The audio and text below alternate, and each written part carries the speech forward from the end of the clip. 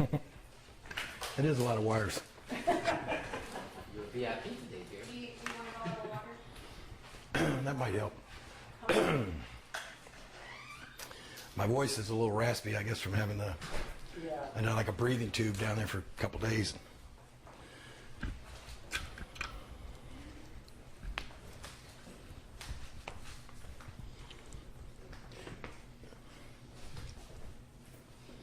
We're streaming this live on the internet too. Oh my That's why goodness. it's taking long. I'm sorry. Got a shot? Got audio? 1, 2, 3, 4, 5, 6, 7, 8, 9, 10.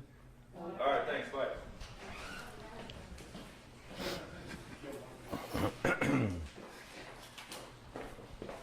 Thank you. Thank you. Hi.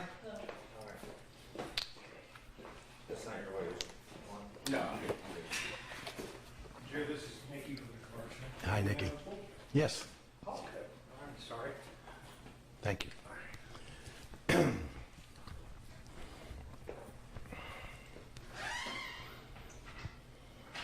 What was the date? September 10th? Yep. No, but- Monday. Around 9:45. She's very useful. Yes, she is.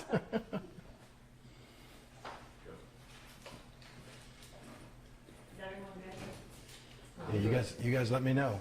How about everybody else? Can we start with how you're feeling? Okay, yes. Actually, I feel, considering what all has happened, I feel really well. My chest is still sore from the compression, the CPR that the doctor, our WWE doctor, he has an appropriate name. His name is Dr. Sampson. And he was as strong as Sampson. But I think he may have cracked a couple ribs during the CPR, but apparently that's really what saved me. And so the chest is still a little sore from that, and as you can probably hear, my throat is a little raspy from having a breathing tube down my throat for a couple of days. But other than that, I feel good. I haven't had any, I haven't had any after effects as far as chest pain or anything like that since. And the doctors say after your recovery you should be fine, right? Well, I came back. I came back this past Monday. Vince McMahon sent his private jet all the way to Montreal and picked me up, flew me back to Memphis along with Dr. Sampson and my girlfriend Lauren. And we immediately went to see Dr. Bob McDonald here at the Sutherland Clinic, a really well-recommended cardiologist here in Memphis. And of course, they gave me all the tests and EKGs and that sort of stuff. And what I gathered from my meeting with him was, if you're going to have a heart attack, mine was probably as good an outcome as you could have. It was none of the major arteries were blocked. As a matter of fact, all the major arteries were clear and are still clear. And it was just two small arteries sort of at the bottom of my heart that one required a stent to open, the other one just with a balloon or angioplasty. And apparently he said it was minimal damage done, and that that part of your heart can heal itself and should get back to normal. When you talk about back to normal, how is this going to alter what you do? Your schedule, you getting in the ring sometimes, not as often as you used to, but how is this Right. going to monitor you going forward? Well, affect you going forward? It's one of those things that when I've thought about that a lot, and of course that was one of the first things that Dr. Sampson told me. He said, this is going to have a major effect on your wrestling schedule and that sort of thing, and there'll be a certain number of months before you can even think about getting in the ring. We'll have to monitor the progress, but I guess as far as I'm concerned, it was a good thing in the fact that even though I was on TV when I had the heart attack, to me it wasn't like it wasn't like the heart attack that I envisioned people having. My father had 7 heart attacks in his life, and I was there when he had several of them, and they were excruciating pain and that sort of thing. In my case, I was just sitting there commentating and suddenly passed out and woke up in the hospital, and I didn't really, I guess I didn't really get the sense of actually having a heart attack. So in that respect, I probably will feel like I can get back to my regular activities sooner than I probably should. When someone like you who doesn't smoke, doesn't drink, is in good shape, is led the kind of life they tell you to lead, are they attributing this possibly to family history, do they think? Well, probably so. This was more than likely mostly genetics. As I said, my father had 7 heart attacks and passed away when he was 59 years old, buried on my 19th birthday.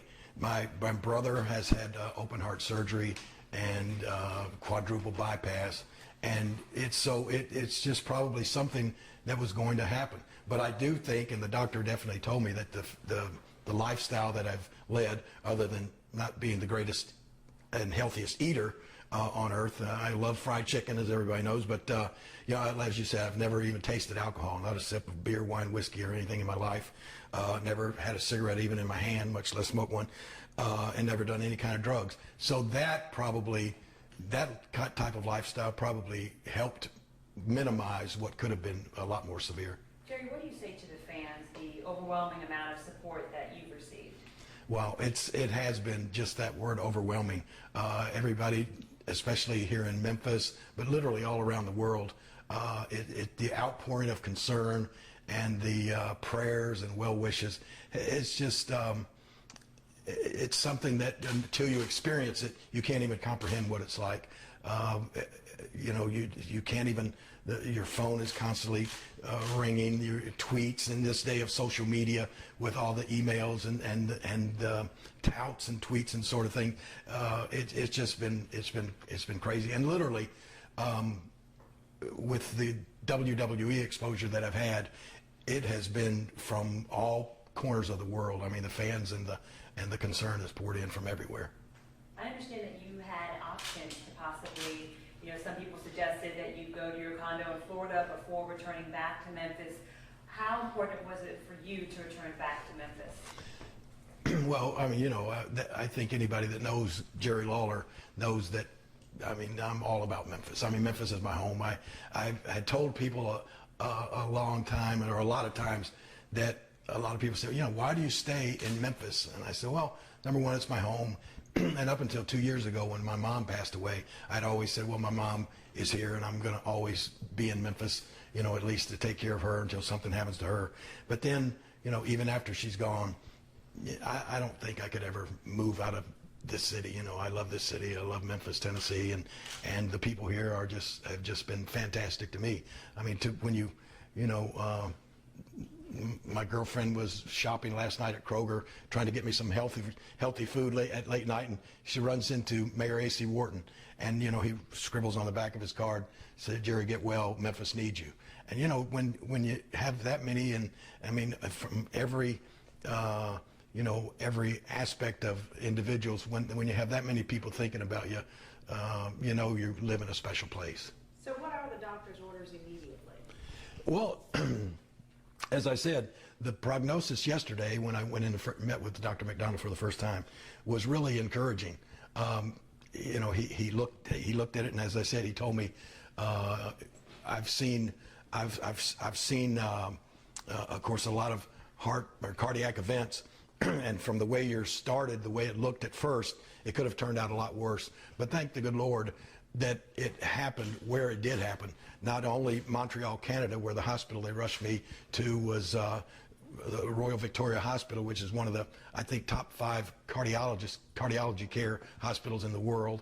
But the fact that the WWE doctors, Dr. Sampson, and then the paramedics that we always have on call at all of our shows were right there on hand. It just kept it from being probably much worse than it could have been.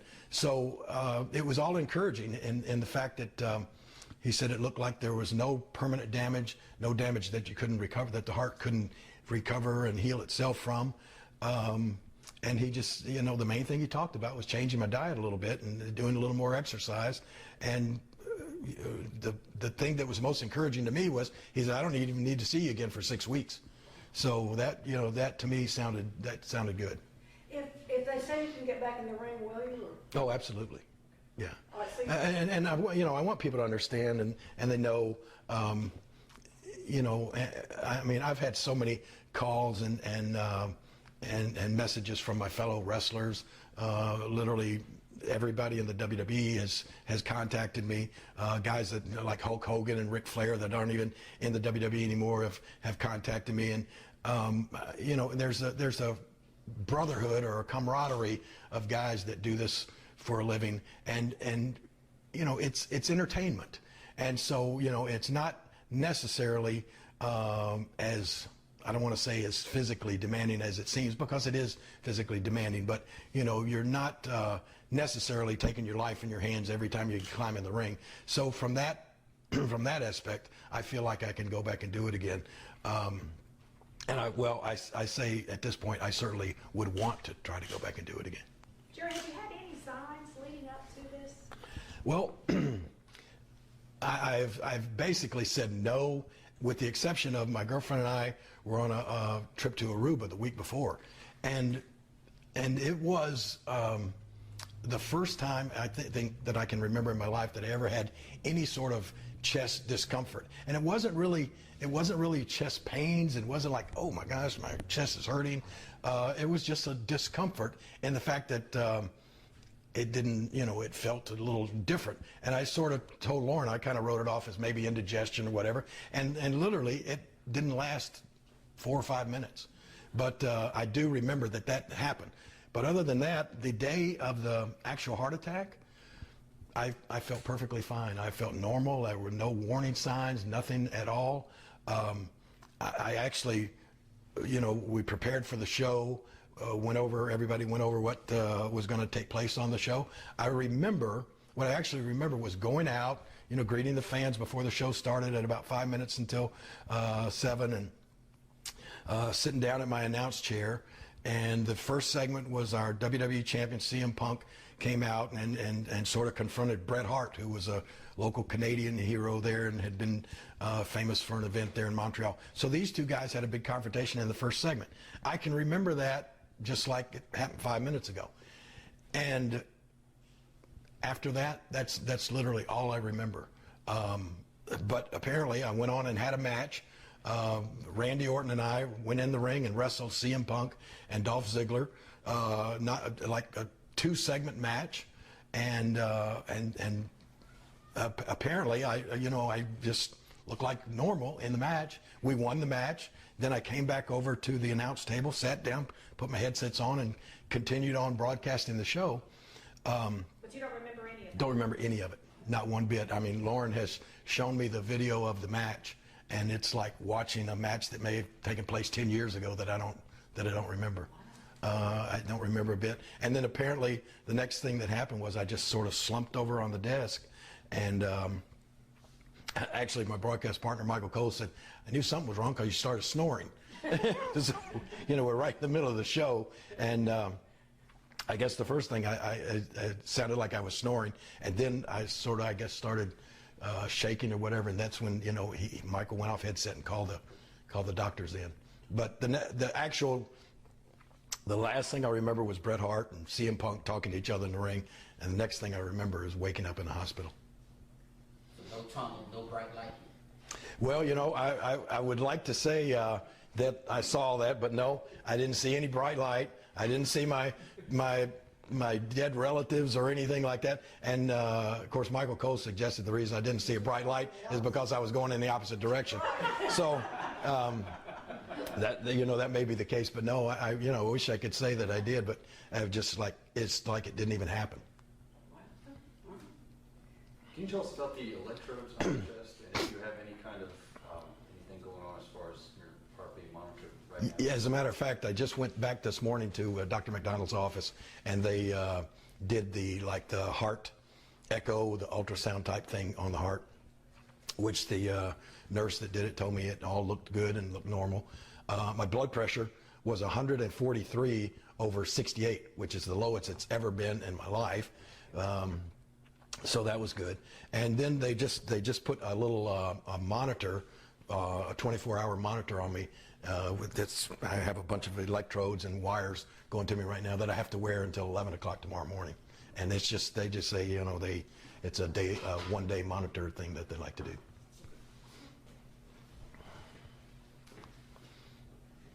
Anything else? Okay, well that was easy enough.